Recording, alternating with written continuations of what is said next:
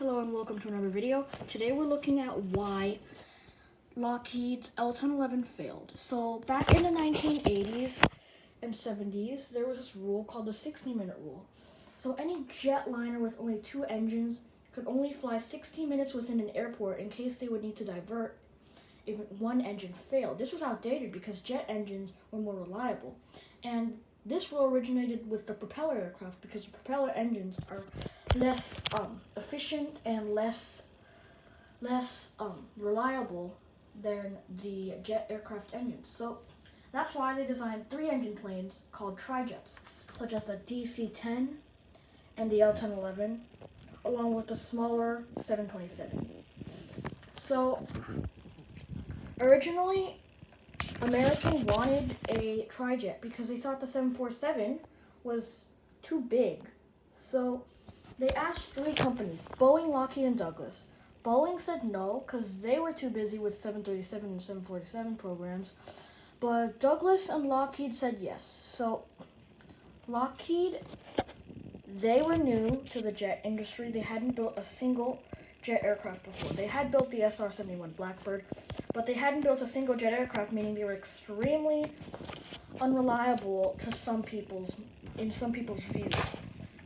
Douglas, however, had built plenty of jet aircraft, such as the DC-8, a direct competitor to the 707, and the DC-9, which was a competitor to the 737.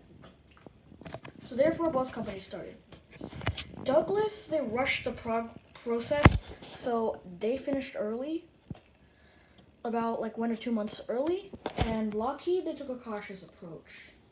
They tried to convince airlines to buy the aircraft in many ways, but there are three main reasons why Lockheed and their L1011 failed.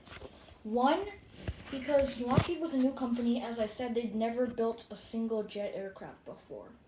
Number two, because there was only space for one tri-jet in the entire tri-jet industry, and McDonnell Douglas had pretty much taken up that space. And three, because in the midst of production, their engine supply company, Rolls-Royce, went bankrupt for a while.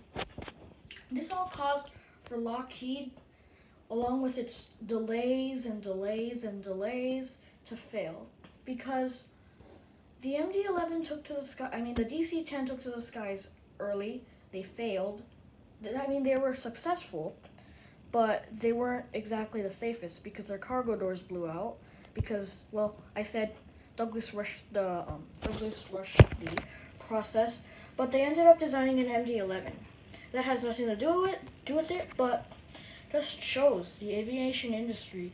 Neither type was completely successful because, as I said, in the industry of tri-jets, there are only about space for one manufacturer and one tri-jet. So there were two or three. That would mean they were all not successful. But the Douglas DC-10 came out first. It was more successful because it came out first and it came from a successful and reliable company.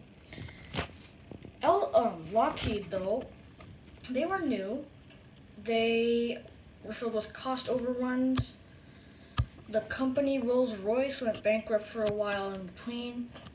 And there was really only space for one tri-jet in one company.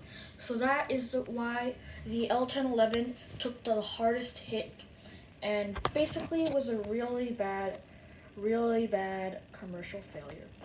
That might seem interesting why they'd ordered the DC-10 instead of the L1011. The L1011 was more advanced. It could land with basically no visual.